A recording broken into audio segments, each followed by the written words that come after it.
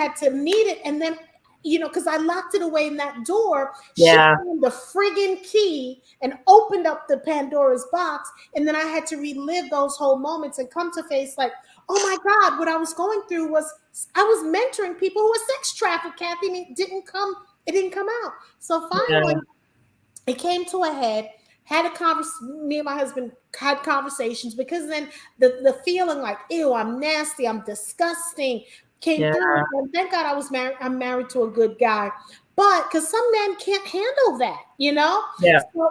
So everything came out, and I started feeling better. So I noticed when I have panic attacks, it's because of something that I've not tapped into. That internal wound, it's the same thing, because what people don't realize, when you are say sexually abused as a child, because there's millions, and I mean millions, of boys and girls that are sexually abused, well, you carry that with you, all right, whether you know it or not. You carry that low self-esteem, that worthlessness, that shame, that that inner filth, and so you don't quite ever feel good enough. So how does that, as a wound, when you don't deal with it, it becomes infected, but it comes out in a different way, and it comes out in the decisions that you make, the people, the choices of partners that you choose, the clothes that you wear, your actions, your behaviors, your thought patterns.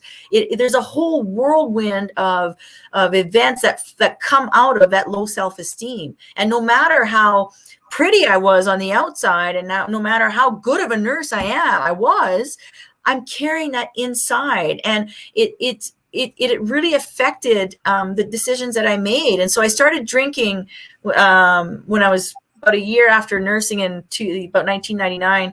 And I snowballed with that. I had no way of speaking what I was feeling. And so, do you make good choices when you drink? No, right? No, you don't. It doesn't matter who you are. And so, so the men I chose were really not stellar, and it went from bad to worse. So I had 7.5 years from the year 2000 to 2007. Oh my God. Extreme domestic violence.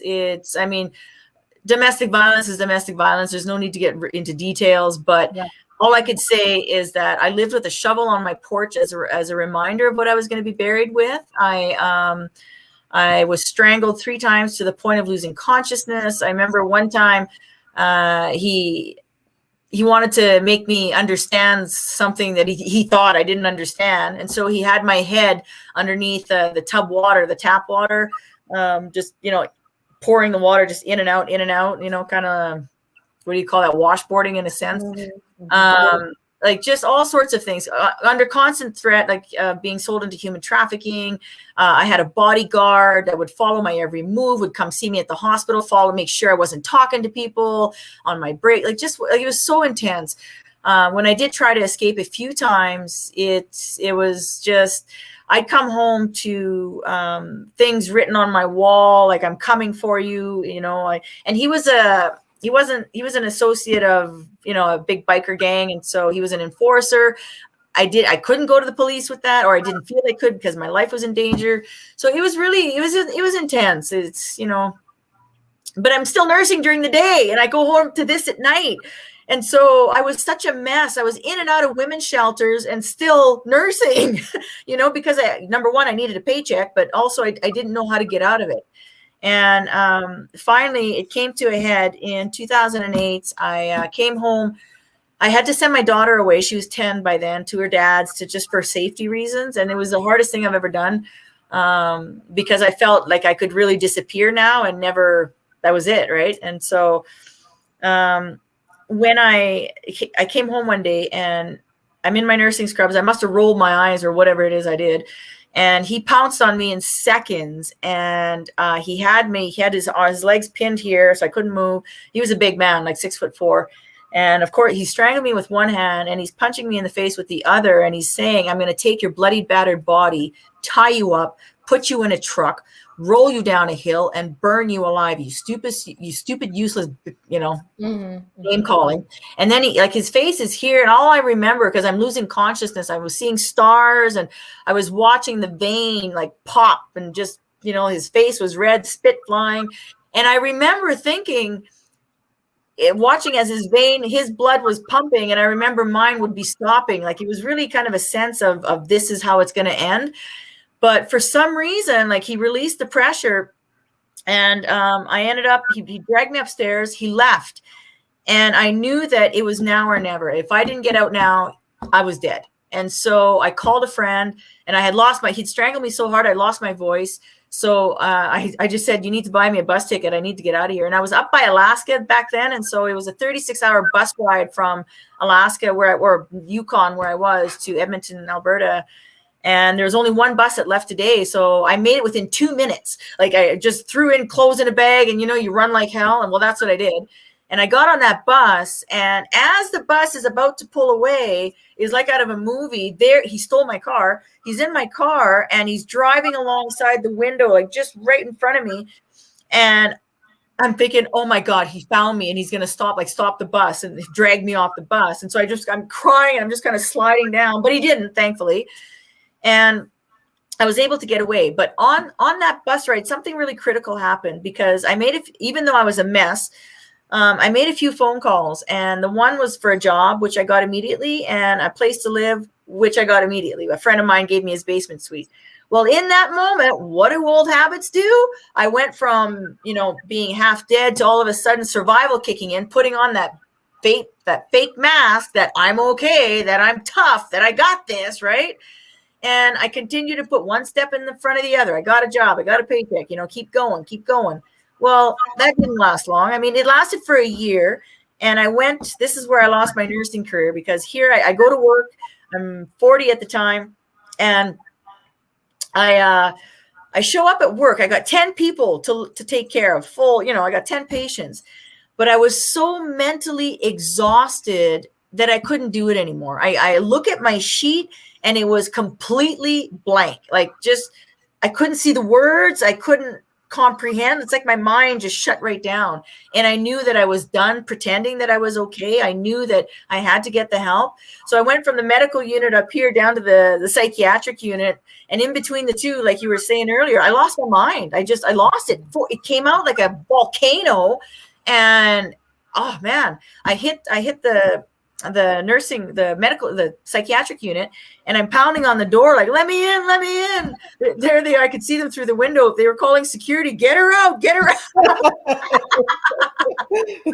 Oh my God. So they drugged me. The two security guards literally dragged me on my knees all the way down to emerge, put me in a rubber room so I wouldn't hurt myself.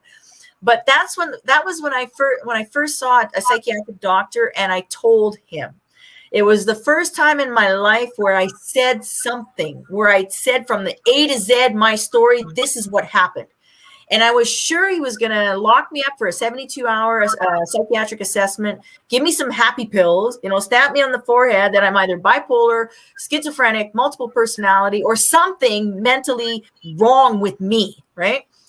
And when I asked him at the end, I said, so are we going? And he's like, go where? I said, well, aren't you going to lock me up and give me some happy pills? And he's like, oh, no, my dear. He said, there are no amount of pills in the world that are going to fix you. And I'm like, what? And he says, look at what you just told me. You need to address that. Pills do not fix that. You need to fix that. And he was right. And he said, you need to quit drinking because alcohol is a depressant, and you need to look at this. So he gave me a card for a treatment place. So I went, and I'm there, and I'd like to explain this to you. The counselor gave me a homework, which I'll show. So if anybody can do this, on a piece of paper, if you have or print one off the internet, every line on the bottle should represent an event in your life. So you start from the very beginning as far as you can go with what event, even if you're called names as a child, if you were bullied at school, if your mom told you to shut up, or if you're used, whatever, as far as you can go. So you just write an event and try and put the date, be specific as possible. Well, my sheet, at first I thought it was really stupid, right? But then I started doing it and said, hey, I'm here for 21 days. I got nothing else to do. May as well do it. So my sheet had some up on this side. Where am I? Some up on this side, some up on this side. I had to flip it over, and I had so much. And then the lady says, do you really think 21 days is going to help you address all this? Look at this sheet. You need long-term treatment. But who can afford to do that, right? I couldn't. I said, yeah, whatever. Okay, I get it. I know I got some issues. I get it, right? We all do. But you know what? Because I didn't do that, I went back to nursing and I went back to drinking, right back into my old habits. And I ended up losing my career completely. I ended up slashing my arm here on a drunken and pill binge. I was in ICU. Lucky I didn't die. I ended up losing everything I own. I was 42 by now. I was on the streets. My daughter didn't talk to me for 2 years. I was wicked alcoholic. But something changed in there. On the 7th day of being homeless, I have, oh God, I should show you. I have a picture of my homelessness. It's, you don't even recognize me. It's unbelievable. Anyway, on the 7th day of my homelessness, a man named Toothless Joe, and I kid you not, from the homeless shelter, was walking by and he slapped me on the back and he goes, "This is the life, live it, love it." When he did that, something clicked. It's as if that cloud of depression that I had for decades, it just smashed.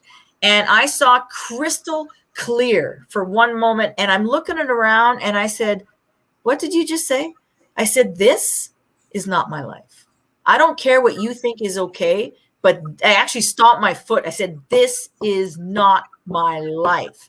And although I had nothing, and I mean nothing literally but the clothes on my back, I had been robbed, all my identification. I mean, I had nothing. I had my mind enough to say that I'm going to do whatever it takes to get away from that guy. Right? I said, I am not spending the rest of my days looking at Toothless Joe. That ain't happening. So not happening. That was okay. I was here's people find the basement, the rock bottom here. I found the root cellar of rock bottom. It was awful. So I turned around, made a decision. I was going to do that. I went to the hospital. I detoxed. And then I went to a women's center where you live for a year and you address all your issues. It was a faith-based program called Hope Mission Wellspring Program for Women. You got treatment Monday to Friday, 9 to 4. You had counseling once a week, or a special type of counseling. I had to attend a 12-week sexual assault recovery group. I had to do anger management. I had to do boundaries, self-esteem, codependency, like all the major topics that nobody talks about. And it was there that I had to unlearn all the lies that been told since childhood, that I'm useless, that I'm fat, that I'm ugly, that I'm worthless, that I'll never amount to nothing, that I'm stupid, all those things that come back. And I had to get rid of that. And then I had to relearn who Kathy really was at the age of 42, because I didn't know what I liked or I didn't like. I didn't know who I was because I was doing everything for everybody else.